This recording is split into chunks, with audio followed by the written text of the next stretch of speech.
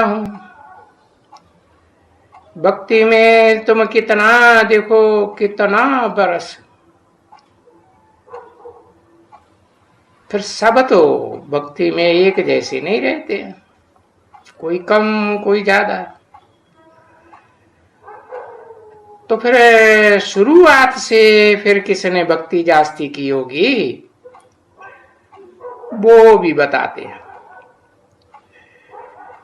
पहले पहले शुरुआत में जिन्होंने भक्ति की है, वो ही पहले पहले ज्ञान में तीखे जाएंगे। समझा ना, किसने भक्ति की है एकदम द्वापर की शुरुआत में।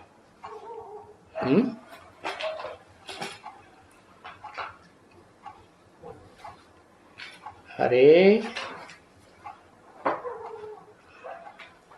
ब्रह्मा बाबा विक्रमादित्य ने, ब्रह्मा बाबा की सोल विक्रमादित्य ने द्वापर की आदि में भक्ति की, तो बाबा कहते हैं ज्ञान भी वही ज्यादा उठाएंगे। तो वो ज्ञान ज्यादा उठाते हैं। फिर अरे राजा विक्रमादित्य को भी तो कोई गुरु था ना, तो जो गुरु था उसी ने तो सबसे जास्ती भक्ति की होगी शुरुआत में, और वो ही सबसे पहले और सबसे जास्ती ज्ञान में तीखे जाएंगे। समझा ना, क्योंकि उन्होंने सबसे जास्ती भक्ति की है। जो पुरुषोत्तम संगम युग में आदि लक्ष्मी नारायण बनते हैं, क्योंकि फल भी तो उनको जास्ती मिलना चाहिए। भक्ति का फल है, भगवान मिलता है तो ज्ञान जास्ती मिलता है। ये कितनी समझ की बात है कि बाबा बड़ी राइट बातें समझाते हैं। अब कहते तो सब हैं कि भक्ति का फल भगवान आकर के देते हैं।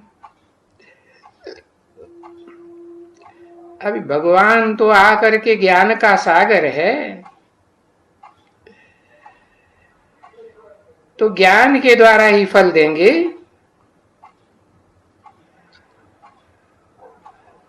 तो भक्ति का फल किसी को मालूम ही नहीं है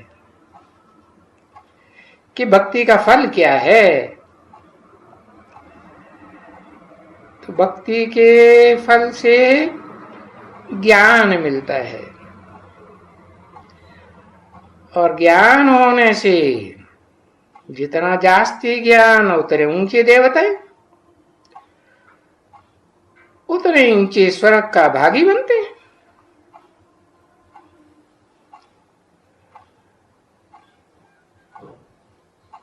अब ये तो है कलयुग, और वो है स्वर्ग।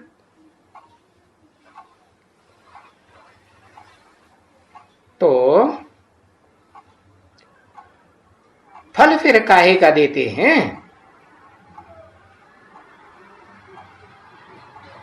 बताते हैं कि नरकवासी से स्वर्गवासी बनाते हैं।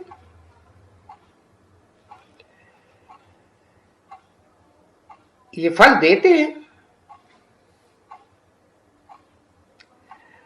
और ये बात तुम बच्चे भी समझ सकते